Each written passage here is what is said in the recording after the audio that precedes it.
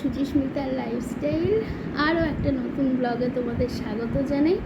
সকাল থেকে ক্যামেরা আমি অন করতে পারবো না, আমি মেনে নিয়েছি, কারণ আমার শরীর সাথ দিচ্ছে না, এত গায়ে হাত পায়ে ব্যথা। ডাক্তারের দেখাবো, ডাক্তার আমার মা বাবা আসলে, না হলে তো পসিবল না। ওকে বিয়ে করতে পারে, কিন্তু দায়িত্ব নেওয়ার সময় যাই হোক। আজকে এইটা পরিষ্কার করছিলাম, হাফটা হয়েছে, হাফটা এখনও বাকি আছে। ওকে 10:35 বাজে, জানি না করতে পারবো কি না।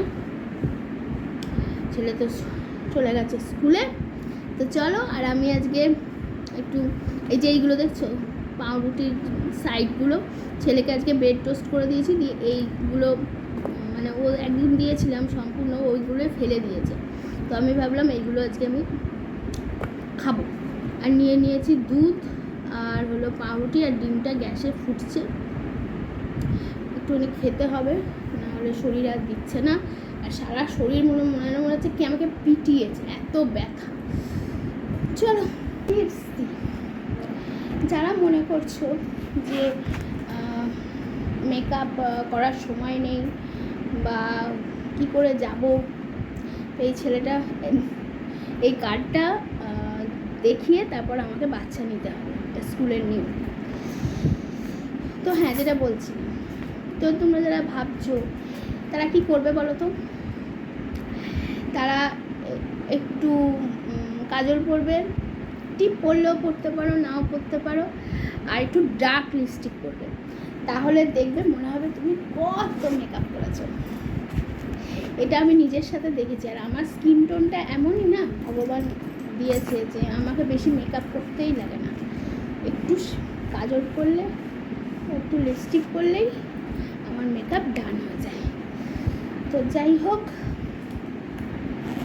ব্যাগটা চেঞ্জ করলাম, কারণ ব্যাগটা প্রচণ্ড বড়, এই জন্য এবার বেরোবো ছেলেকে আনার জন্য। আর এটা তো মাস্ট, এটা কালকে একজন মানে আনতে ভুলে গেছে, তাকে যাচ্ছে তাই করে যাবে, বাবা দরকার নেই, মনেই ভালো। আর এটা চাবি আমার ঘরের, কারণ এই আমি তো হোয়াটসঅ্যাপ ব্যাগ করে ফেললাম। এই ব্যাগটার জন্য তো একটা আছে, স্লিং আছে, আমার হাজব্যান্ড আমাকে জন্মদিনে গিফট করেছে, মানে গত বছর।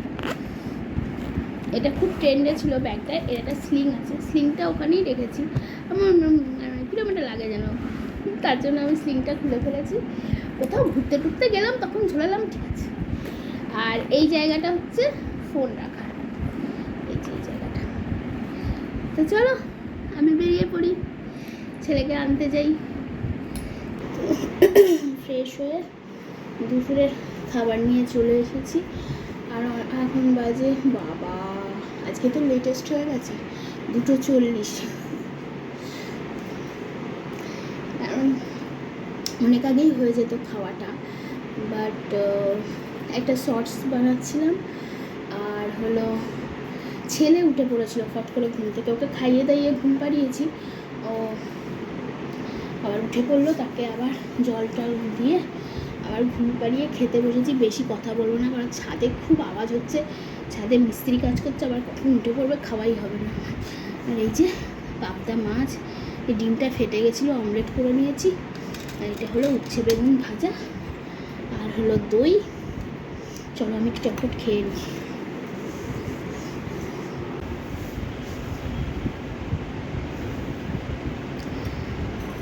তো চলো একদম ফিরে এলাম ব্লগের এন্ডে, আর ডিনার নিয়ে। আর আজকে ডিনারে আছে, এটা হলো গিলামেটে, অনেক দিন বাদে খাচ্ছি, আর ভাত তলায়, কারণ আমি একটু মাংসর সাথে একটু ভাত খেতেই পছন্দ করি। আর হলো ছেলে যতক্ষণ না ঘুমায় ততক্ষণ খাওয়া যায় না, তোমার খিদে মানে তুমি মরে যাবে তাও তুমি খেতে পারবে না। আমার ছেলে এত বদমাইশি করবে খাওয়ার সময়। তো চলো আজকে ব্লগটা এখানেই শেষ করলাম। সবাই ভালো থেকো, সুস্থ থেকো, ভালোবাসা দিতে থেকো, টাটা, গুড নাইট। ব্লগ এরমই যাবে, কারণ প্রথম কথা হলো আমার শরীরটা সাথ দেয় না, দ্বিতীয় কথা হলো, একটা বাচ্চা লালন পালন করা মানে একার পক্ষে কতটা চাপের হতে পারে আমি জানি না, যারা করে তারা অবশ্যই আমার কথাটা বুঝবে। তো আমি সেরকম বাড়ি থেকে বেরোতেও পারি না, ওই ছেলের স্কুলে যাওয়া একটু আসা এরকম। তা কী আর বলবো বলো, আমি আসলে আমি কোনো মিথ্যে দিয়ে কোনো ব্লগ শুরু করতে চাই না। আমি হয়তো অনেকে আছে যে মিথ্যে দিয়ে বেশি বেশি করে দেখিয়ে ভিউ কামানোর জন্য, বাট আমার ওটা ইচ্ছা নয়। আমি যেটুকু প্রতিদিনের আমার যে লাইফস্টাইল সেটুকুই আমি শেয়ার করতে চাই, সে যতটুকুই হোক না কেন ব্লগ, সেটুকুই আমি তোমাদের দেখাতে চাই। তাতে তোমরা আমারকে চ্যানেল সাবস্ক্রাইব করবে, করো না করবে সেটা অবশ্যই তোমাদের ওপর, লাইক কমেন্ট শেয়ারটাও তোমাদেরই ওপরে। কারণ আমি নিজে জানি যে আমি কি দেখাতে পারছি না পারছি। আমি যেটুকু দেখাচ্ছি পুরোটাই অরিজিনাল, পুরোটাই আমি।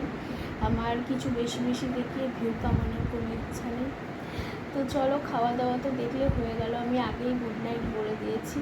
তাও আমার মনে হলো এই কথাটা তোমাদেরকে বলি যে আমার ভিডিও করতে ভালো লাগে, এটা একদম মানে ঠিক। তো যেটুকু পারবো সেটুকুই দেখাবো, আমি যা সারাদিনে করছি সেটুকুই তোমাদের সাথে শেয়ার করবো। তো চলো।